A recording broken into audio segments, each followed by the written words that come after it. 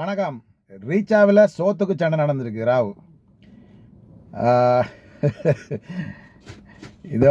இதை வந்து நான் கதைக்கு இருக்கல. இன்றைக்கு நான் வேறு கருணா அம்மான் சம்பந்தமாக ஒரு வீடியோ ஒன்று போல இருந்தேன். அந்த வீடியோ நாளைக்கு வரும். இன்றைக்கு இந்த ரீச்சா பற்றி கதைக்க வேண்டிய தேவை வந்திருக்குது. என்னென்னு சொன்னால், ராவு நான் சும்மா டிக்டாக்கில் அங்கே இங்கே போய்கொண்டிருக்கல, வீடியோக்கள் வந்தது 2-3 வீடியோக்கள் பார்க்கல. அதுக்கு பிறகு அதை என்னென்று தோண்டி கன நேரமாக பார்த்து கொண்டு இருந்தால் அங்கே பெரிய பிரச்சனை ஒன்று போயிருக்கு. இப்போ ரீச்சா வந்து என்ன, அது ஒரு வியாபார நிறுவனம். அவன் வந்து ஒரு ப்ரொமோஷன் செய்திருக்கணும், கடுமையான ப்ரொமோஷன் செய்திருக்கணும். உலகம் பூராவும் அதை பார்த்துருக்கணும் எல்லாரும். அங்கே என்ன நடக்க போகுது, உணவு திருவிழா, ஃபுட் ஃபெஸ்டிவல்னு சொல்லி போன வருஷம் இதுக்கு முதல்ல நடத்தினவே. அப்போ இந்த வருஷம் கொஞ்சம் வரவே எதிர்பார்ப்பு அதிகமாக இருந்திருக்கு. மக்கள் எப்படியும் இப்போ போன முறை போகாதாக்கள், போன முறை போய் ஏதாவது நல்லது நடந்தான்னு சொன்னாக்கள், பாசிட்டிவ் நெகட்டிவ் ரெண்டும் இருந்திருக்கும். அப்போ புதுசாக போய் பார்ப்போம்னு சொல்லி ஆக்கள் அங்கே போயிருக்கலாம், அதுக்கு தயாராக இருந்திருக்கலாம், அங்கே போயிருக்கலாம். இப்போ என்னென்னா, இந்த குழப்பம் என்னென்னு ஏற்கனவே இந்த பாஸ்கரன் நிறுவனம் சம்பந்தமான பல்வேறு எதிர்ப்புகள் இந்த அரசியல் அரங்கு மத்தியில் இருக்குது, இந்த அரசியல்வாதிகள் மத்தியில் இருக்குது, மக்கள் மத்தியில் இல்லை, அரசியல்வாதிகள் மத்தியில் இருக்குது. என்ன சொன்னால், பாஸ்கரன் வந்து அரசியலுக்கு வந்துடுவாரோ ஒரு பயம். இப்போ கேட்குறேன், நான் ஒரு வீடியோ ஒன்று போட்டிருந்தேன்னா, நான் இவரை பற்றி திருப்பி கதைக்க இருக்கல. ஆனால் இந்த பிரச்சனையை பார்த்தோன்னே எனக்கு இந்த மூலையில் வந்ததை நான் கதைக்கலாம்னு பார்க்குறேன். இப்போ வந்து இந்த இந்த இது சம்பந்தமான அந்த ப்ரமோஷன்கள், இந்த ஆட்கள் இங்கே வந்தது, ஆன்லைனில் புக் பண்ணது, காசு பிரச்சனை, இந்த சாப்பாட்டு பிரச்சனை, அங்கே கொடுக்கப்பட்ட சாப்பாடுகள் எல்லாம் நாங்கள் பார்த்தோம். இப்போ இங்கே போன மக்கள் அங்கே போனது என்னத்துக்கு, ஒரு மாற்றத்துக்கு, ஒரு என்ஜாய்மெண்ட்டுக்கு, ஒரு ஒரு ஒரு குதூகலமாக, ஒரு சந்தோஷமாக, தங்களோட மனதில் அந்த பாரங்களை குறைச்சி கொண்டு திரும்பி வாரதுக்கு தான் போனது. 3000 ரூபா காசு வந்து இந்த காலத்தில் பெரிய காசு இல்லை. அப்போ 3000 ரூபா காசு கொடுத்து அங்கே போனது வந்து அங்கே இருக்கிற அந்த செட்டப்புக்குள்ளே போனான்னு ஒரு மன ரிலீஃப் ஒன்று வரும். அந்த செட்டப்புக்குள்ளே நான் இன்னுமே போகலை. அங்கே நான் இது பார்த்த அளவில் அந்த என்னோட அங்கே போய் வந்த மக்கள், எனக்கு நிறைய முஸ்லீம் நண்பர்கள் இருக்கிறபடியா அவங்க நிறைய பேர் அங்கே போய் வந்தவங்க. அப்போ போய் வந்ததுல அவங்க சொல்லிக்கல கேட்க அந்த கன்செப்டையும் அந்த வீடியோக்களையும் பார்க்கல எனக்கு விளங்குது. அங்கே போனால் ஒரு மன ரிலீஃப் ஒன்று வரும். நிறைய வெளிநாட்டவர்களும் வந்து போயிருக்கிறாங்க, நடிகர்கள். அப்போ அந்த செட்டப்புக்குள்ளே போகிறதுக்கு தான் அந்த 3000 ரூபா கட்ட வேணும். அப்போ அங்கே போன பிறகு எங்களுக்கு இவ்வளவு சோறு தரையில், இவ்வளவு இறைச்சி தரையில், இவ்வளவு தொதுவல் தரையில் என்று சொல்லி நாங்கள் எதிர்பார்க்கல. நாங்கள் போகிறது ஒரு சேஞ்சுக்கு. நாங்கள் வீட்டில் சாப்பிடாமல் இப்போ மக்கள் வந்து வீட்டில் சாப்பாட்டுக்கு வழி இல்லாமல் அங்கே போகல. அப்போ அங்கே போகிறது ஒரு சேஞ்சுக்கு. அப்போ அங்கே போன பிறகு அங்கே இவ்வளோ தொகையான மக்கள் வரைக்குள்ள எல்லா உணவும் அங்கே இருக்கைக்குள்ள அங்கே எல்லாம் கொஞ்சம் கொஞ்சம் பரிமாறப்படுது. அப்போ நாங்கள் அது ஒரு என்ஜாய்மெண்ட்டு தான் அங்கே போகிறோம். வகுறார சாப்பிட்டு வரத்துக்கு இல்லாடில் அங்கே சாப்பாட்டுக்கு வழி இல்லாமல் கிடந்துட்டு அங்கே யாரும் போகலை. அங்கே போனது ஒரு மாற்றத்துக்கு, ஒரு மன ரிலீஃபுக்கு, ஒரு சந்தோஷத்துக்கு, ஒரு மகிழ்ச்சிக்கு. என்ன சொன்னால், எங்களோட வடகிழக்கு மக்கள் வந்து கடந்த 30 ஆண்டு யுத்தத்துக்கு பிறகு இந்த வரைக்கும் ஒரு ப்ரெஷரில் தான் இருக்கிறாங்க. சரியா, ஒரு டிப்ரெஷனில் எங்கள் மக்கள் இருக்காங்க. எங்களுக்கு நடந்த சம்பவங்களை யோசித்து இந்த வரைக்கும் நான் கூட ஒரு மன ரீதியான பாதிப்பில் தான் இருக்கிறேன். சொன்னால், நாங்கள் குற்றமளித்தவர்களாக நான் உணர்றேன். எப்பயும் நாங்கள் இந்த எங்களோட மண்ணுக்கும் எங்களோட மக்களுக்கும் நாங்கள் குற்றமளித்தவர்களாக நான் எப்போதும் உணர்றேன். அதால் தான் இந்த கடந்த ஜனாதிபதி தேர்தலையும் ஒரு இந்த கொடுமையான ஆட்சிகளை அகற்றி ஒரு அமைதியாக மக்கள் வாழக்கூடிய அளவுக்கு சரி, ஒரு இனப்பிரச்சனை தீர்வு எல்லாம் பின்னால் பார்ப்போம். இப்போ மக்கள் தற்காலிகமாக ஒரு இந்த போத வஸ்துகள் இல்லாமல், சண்டித்தனங்கள் இல்லாமல், வாழ்வெட்டுகள் இல்லாமல் ஒரு அமைதியான சூழலுக்குங்கிற மக்களை கொண்டு வரணும் நோக்கத்தில் தான் இந்த அனுராக்கு நான் தீவிரமான ஆதரவை தெரிவிச்சிருந்தேன். நான் இந்த டிக்டாக் வீடியோக்குள்ளே நான் இந்த வீடியோக்களை போட்டிருந்தேன். ஆகவே மக்கள் வந்து ஒரு பெரிய டிப்ரெஷனில் இருந்து இப்போ தான் கொஞ்சம் வெளியே வந்துருக்காங்க. எங்களோட வடபகுதியோட கிழக்கு பகுதியை பார்த்தா இந்த என்டர்டெயின்மெண்ட்களுக்கு, இந்த பொழுதுபோக்கு அம்சங்கள் நிறைந்த இடங்கள் வந்து குறைவு இல்லைன்னு தான் சொல்லணும். இப்போ இது ஒரு புதுசாக வந்த ஒரு வியாபார ஸ்தலம். இங்கே வந்து மக்கள் வாரது அதை நோக்கத்தமாக கொண்டு தான். ஆனால் அப்படி வந்த மக்களுக்கு இப்போ நாங்களும் இப்போ கொழும்பு வெளிநாடுகளுக்கு எல்லாருக்கும் தெரியும், நாங்கள் ஒரு கிழமைக்கு ஒருக்கா, ஒரு மாதத்துக்கு ஒருக்கா, இல்லை மாதத்தில் 2 தினம் ரெஸ்டாரண்ட்டுக்கு போவோம், ஹோட்டல்களுக்கு போவோம், சாப்பிடுவோம். காசு பார்க்குறதில்ல. இப்போ நாங்களெல்லாம் இப்போ அண்மையில் கொழும்பில் ஒரு ரெஸ்டாரண்ட்டில் சாப்பிடல.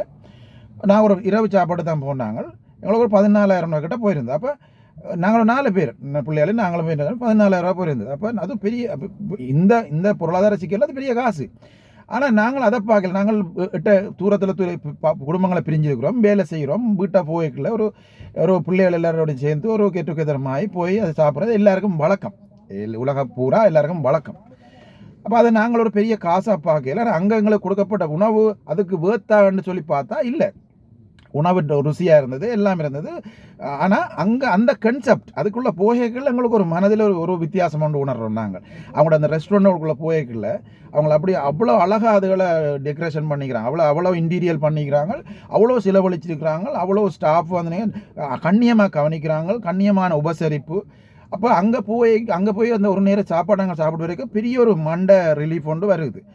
அப்போ இதுதான் அந்த சந்தோஷம், அது ஒரு மகிழ்ச்சிக்காக தான் நாங்கள் போகிறது, சாப்பாட்டுக்காக போகிறது இல்லை. சாப்பாடு ருசியும் இருக்குது, ஆனால் அதுக்காக தான் போகிறது. இதுதான் உலகம் பூரா எல்லா மக்களும் செய்கிற விஷயம். தங்களோட மன ரிலீஃபுக்காக ஒரு இடத்த தேடி நாடி ஓடுறது. 2000 ஆண்டு ஆரம்பங்களில் மெக்டோனல்ட், கேஎஃப்சின்னு சொல்லி இலங்கைகள் அறிமுகப்படுத்தல. நாங்கள் அதுக்குள்ளே எல்லாருமே விழுந்து அடித்து போய் அங்கே சாப்பிட்டோம். அங்கே அப்புறம் காலப்போக்கில் பார்க்க அந்த சிக்கன் சுவை இல்லை, அந்த உள்ளுக்கு அவியாமல் இருந்து நிறைய பிரச்சனை வந்து இந்த மெக்டோனல்ட்ஸே மூடியாச்சு, கேஎஃப்சி போய்கிட்டு அதில் நிறைய நாங்கள் அந்த பக்கம் போகிறதே இல்லை. எங்களுக்கு வெறுத்துட்டு இப்போ கிட்டத்தட்ட 25-30 வருஷமாக நாங்கள் அதை பார்த்து கொண்டு வரோம். அதில் வெறுத்துட்டு. ஆனால் புது கன்செப்டுகள் வருது, புது கன்செப்டுகள் இந்தியாவிலேருந்து, ஸ்ரீலங்காவிலேருந்து, சிங்களாக்கள், தமிழாக்கள் புதுசாக ரெஸ்டாரண்ட்டில் ஆரம்பிக்கிறது, புது கன்செப்டுகளும் புது சாப்பாடுகளும் புது விதமான ஒரு அணுகுமுறைகளும் இருக்குது. அங்கே நாங்கள் போகல, அங்கே எங்களுக்கு ஒரு சந்தோஷம் கிடைக்கும். அதே மாதிரி தான் இந்த மக்களும் இந்த ரீச்சாக்கில் வந்திருப்பாங்க, வர்றதுக்கு ஆவலாக இருந்தவங்க இருக்கிறாங்க, வந்திருப்பாங்க. ஆனால் அங்கே வந்த பிறகு அங்கே ஆர்கனைஸ் பண்ணிருக்கக்கூடிய உணவுகள் அது சம்மந்தமான இதுகளை பார்க்கல, அது வந்து எல்லாத்துலேயுமே ஒரு கொஞ்சம் என்ஜாய் பண்ணி கொண்டு போகிற மாதிரி தான் செய்த மாதிரி தான் எனக்கு தெரியுது. ஆனால் அங்கே வந்த ஒரு சிலர் இதை குழப்பம் பண்ணவனு வந்த மாதிரியும் கிடக்குது. இது ஏற்கனவே பாராளுமன்றத்தில் ஒரு ஊசி போட்டவர் வந்து சொல்லிக்கிறார், அங்கே வந்து கோமளி நடித்த பழங்கள் விற்கிறேன்னு சொல்லி. எந்த வைத்தியராவது சொல்லுவானா அப்படி ஒரு கதையை? கோமளின்னு யாராவது பழத்துக்கு அடிப்பாங்களா? ஒரு லண்டனில் வாழ்ந்த ஒரு மனுஷன் இங்கே வந்து ஒரு வியாபாரத்தை ஆரம்பித்து, அப்போ அங்கே ஒரு உயர்தரமான ஒரு வாழ்க்கை தரத்தில் இருக்கிற நாடு, அது உலகத்துக்கே உயர்தரமான வாழ்க்கை தரத்தை கொடுத்த ஒரு நாடு, காட்டி கொண்டிருக்கிற நாடு, அவங்க அப்படி சொல்லி கொண்டிருக்கிறாங்க பிரபுக்கள். அப்படியான ஒரு நாட்டில் வாழ்ந்த ஒரு மனுஷன் கோமளினா மறந்து அடிப்பாங்களா? கொஞ்சம் நம்புற மாதிரி சொல்லணும். பாராளுமன்றத்துலேருந்து இப்படி தனக்கு வாயில் வந்த மாதிரி தான் அரசியல் செய்யறதுக்காக, மற்றவர்கள் வரக்கூடாதுக்காக தேவையில்லாத வார்த்தைகளில் தான் பேச. அப்போ எங்களுக்கு தெரியுது இது ஏதோ ஒரு சதி, உள்ளே யாரையோ அனுப்பிக்கிறாங்க, காசை கட்டி உள்ளுக்கு போங்க, குழப்பத்தை உண்டு பண்ணுங்க, இதுக்கு கேமை கேளுங்க ஒன்று அனுப்பிக்காங்க. ஒரு சின்ன ஒரு கேர்ள் ஒன்று கதைக்கிறா, என்ன மகளினை விட நல்ல இளமையாக தெரியும், என்ன மகளுக்கே நிறைய வயசு, என்ன மகளை விட சரியான இளமையான பிள்ளை உண்டு, சின்ன தொதோவில் தந்திருக்கிறாங்க, சின்ன சிக்கனை தந்திருக்கிறாங்க. எங்களோட 3000 ரூபா, நான் மேனேஜராக இருக்கிறேன், நான் இன்னும் நிறுவனத்தில் மேனேஜராக இருக்கிறேன், நான் இதுக்கா இங்கே வந்த நான் தலையை விரித்து போட்டு அங்கே நின்று ஆடுறான். நீங்கள் எந்த நிறுவனத்திலையும் மேனேஜராக படியுங்க, முன்னேறுங்க, வாங்க, அதுதான் எங்களுக்கு விருப்பம், அதுதான் சந்தோஷம், அதுதான் மகிழ்ச்சி, எங்களோட சமூகம் முன்னேறி வரவும். ஆனால் நீங்கள் வந்து அதில் மேனேஜர்ன்னு சொல்கிறீங்க, அது தேவையில்லாத ஒரு வார்த்தை. அங்கே வந்து நீங்கள் அந்த கதையை சொல்லணும், தேவையில்லாத வார்த்தை. எங்களுக்கு உங்களோட சந்தேகம் இருக்குது, என்ன சொன்னால் உங்களை யாரோ உள்ளுக்கு அனுப்பித்தான் நீங்கள் இந்த கதைகளை இங்கே கதைக்கிறீங்களா மாதிரி எங்களுக்கு தெரியுது. எல்லா மக்களும் இங்கே வந்து அந்த நெருக்கடி கேட்டில் நான் பார்த்தேன் அந்த வீடியோவை, நெருக்கடி ஏற்படுத்தி சனம் ஓவராக வந்துட்டுது. அப்போ அவங்களுக்கு உள்ளே கண்ட்ரோல் பண்ண எல்லாமே இருக்குது, நிறைய பிரச்சனை. நான் ஏற்கனவே இதை இமேஜின் பண்ணியிருந்தேன். சில நேரம் இந்த இவ்வளோ பெரிய ப்ரொமோஷன் பண்ணுறாங்க, சில நேரம் இவ்வளோ ஜனம் போனால் என்ன செய்ய போகிறாங்கன்னு சொல்லி. அது வந்து ஆர்கனைஸ் பண்ண ஆக்கள் இருக்கிற தவறு. அவை வந்து அந்தளவுக்கு உணவு பரிமாற்றங்கள் அதுகளில் வந்து தாராளமாக செய்தும் இருக்கணும். அவை இந்த பக்கமும் ஒரு தவறு இருக்குது. மேலே அது வந்து அவ்வளோ சனம் பெருமனுச்சுன்னா அதை மேனேஜ் பண்ணக்கூடிய எக்ஸ்ட்ரா ஸ்டாஃப்களையும் போட்டிருக்கணும். எக்ஸ்ட்ரா இதை மேலதிக இதுகளை வந்து உருவாக்கியிருக்கணும். அது செய்தமா இல்லையான்னு சொல்லி நாங்கள் நேராக போய் பார்க்கல, அதை பற்றி கதைக்கல. ஆனால் அங்கே பார்க்குற நேரத்தில் அங்கே தெரியுது அங்கே ஒரு பிரச்சனை அங்கே வந்திருக்கு. இதை சந்தர்ப்பமாக பயன்படுத்தி இந்த குழப்பவாதிகளை முள்ளுக்கு போய் இதை குழப்பி இந்த இந்த இந்த மக்கள் எல்லாரும் சொல்லலையே, பல மக்கள் வந்து இதில் என்ஜாய் பண்ணி போய்க்கிறாங்க. வழியால் வந்து தங்களோட வீடியோக்களையும் போட்டிருக்காங்க, அவங்களோட ஃபோட்டோக்களை நான் ஃபேஸ்புக்கில் எல்லாம் பார்த்துருக்கேன். அப்போ அவங்கள ஒரு சந்தோஷமாக வந்துட்டு போகிறதுக்காக வந்திருக்கிறாங்க. அப்போ இங்கே வந்து உள்ளுக்கு இதை குழப்பணுமென்று வந்த ஒரு கூட்டம் இதை குழப்பி பிரச்சனை பண்ணதாக தான் எனக்கு தெரியுது.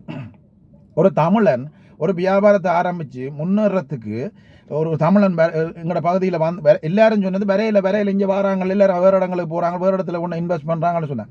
எங்களோட மண்ணில் வந்து இன்வெஸ்ட் பண்ணி ஒரு பிஸ்னஸ் செய்ய நாங்கள் என்கரேஜ் பண்ணணும், அவங்கள தூக்கி அவங்கள வந்து பாராட்டணும், அவங்களுக்கு ஒத்துழைப்பாக இருக்கணும். எங்களோட மக்கள் வந்து துன்பப்பட்டிருக்காங்க, நிறைய பேருக்கு வேலை வாய்ப்பு கொடுத்தோம். அப்போ அந்த இடத்துல நாங்கள் போய்க்கல ஒரு கண்ணியமாக நடக்கணும். நான் அதுக்கு இந்த பெரிய மேனேஜர் அந்த நிறுவனத்தில் நான் எனக்கு ஒரு 3000 பெரிய காசும் நான் எனக்கு சின்ன துண்டு தொதல் தந்து இந்த வார்த்தைகள் வந்து சின்ன பிள்ளைத்தனமான வார்த்தைகள். அங்கே போய் இதை பேசக்கூடிய வார்த்தைகளே இல்லை. எங்களுக்கு அங்கே போய் எங்களுக்கு உபசரிக்கையில் சரியாக நடக்கையில் நாங்கள் கொடுத்த காசுக்கு அது வேர்த்து இல்லை அப்படின்னு சொன்னால் நாங்கள் அடுத்த முறை அதை புறக்கணிக்கலாம். இல்லைன்னா நாங்கள் வெளியே வந்து தனிப்பட்ட ரீதியில் ஒரு வீடியோவை பதிவு செய்து நாங்கள் வழியில் எங்களுக்கு இவ்வளவு குறைகள் இருந்தது, எங்களுக்கு இவ்வளவு பிரச்சனைகள் இருந்தது, நாங்கள் அங்கே போய்களை எங்களை கவனித்த விதம் இப்படி இருந்தது, எங்களுக்கு அளிக்கப்பட்ட உணவு தரம் இப்படி இருந்தது, இவ்வளவு போஷன் தான் எங்களை கொடுத்தாங்க, நாங்கள் கொடுத்த காசுக்கு வேர்த்து இல்லை, அது சரியோ புள்ளையோ அது மக்கள் தீர்மானிப்பாங்க. நீங்கள் வந்து ஒரு வெளியே வந்து ஒரு வீடியோவை எடுத்து போஸ்ட் பண்ணிக்கலாம்.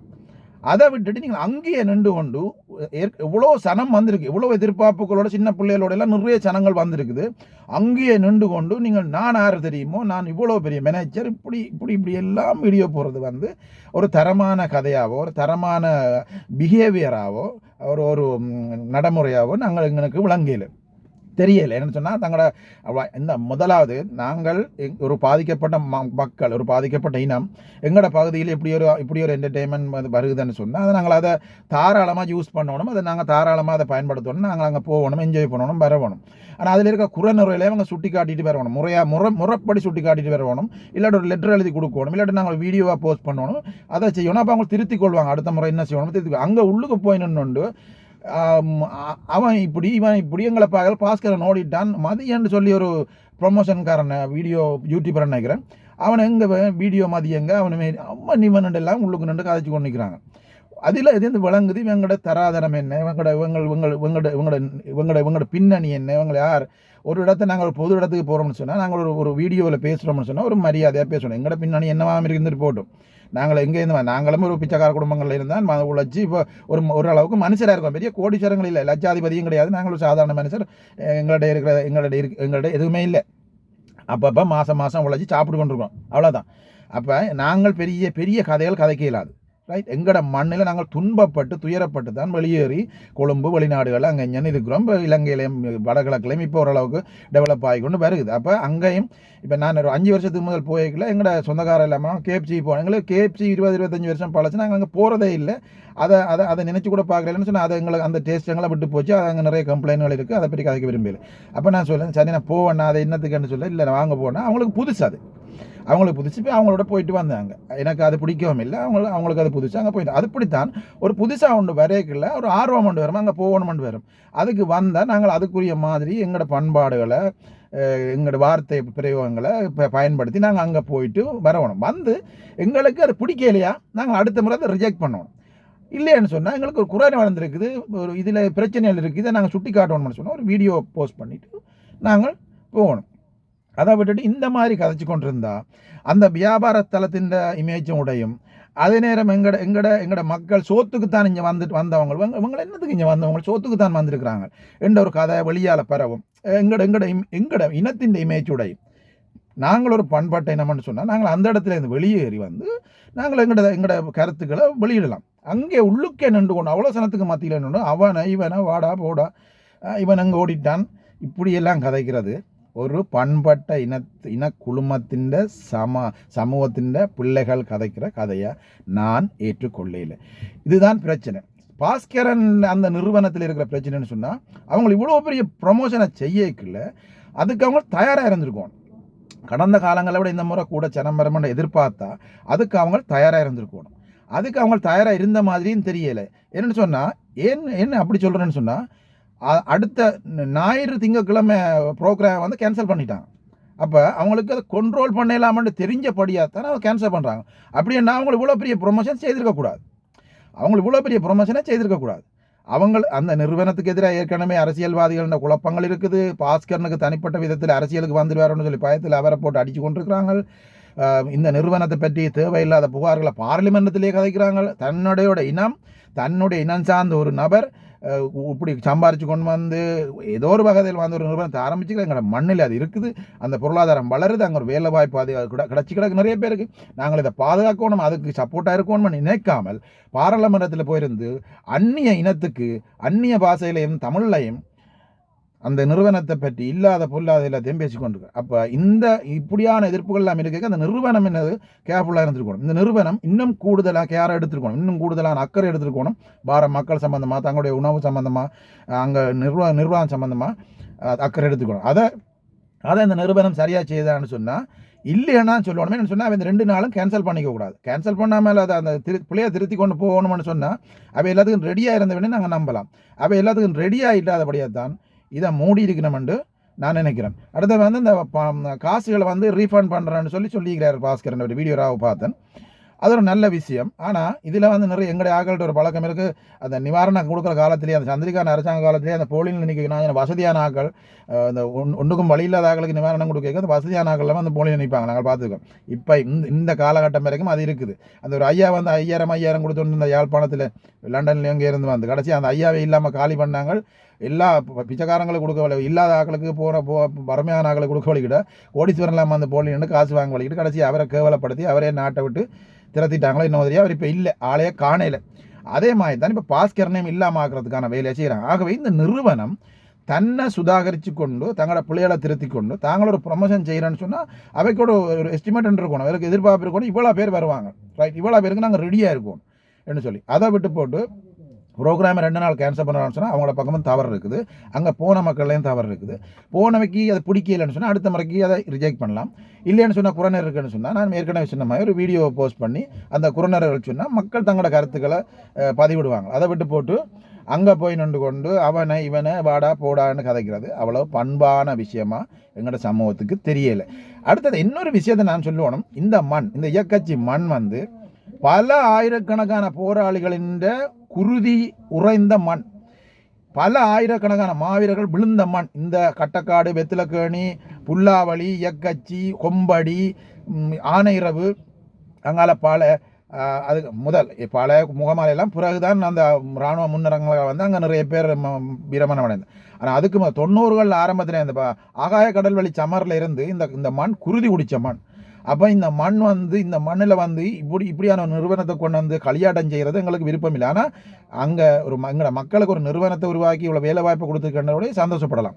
அதே நேரம் இந்த மண்ணில் போய் நின்று கொண்டு சாப்பாட்டுக்கு சண்டை பிடிக்கிறது நினைக்க வெக்கமாக கிடக்கு. எவ்வளோ வீர மங்கைகள், எவ்வளோ வீர மறவர்கள் இந்த மண்ணில் போராடி தங்களோட உயிரை மாய்ச்சி இந்த மண்ணுக்காக தங்களோட குருதியை கொடையாக கொடுத்த அந்த மண்ணில் அந்த மண் வந்து யாழ்ப்பாணம் வன்னியை பொறுத்த வரைக்கும் அந்த மண் வந்து நிறைய குருதியலை குடித்த மண்.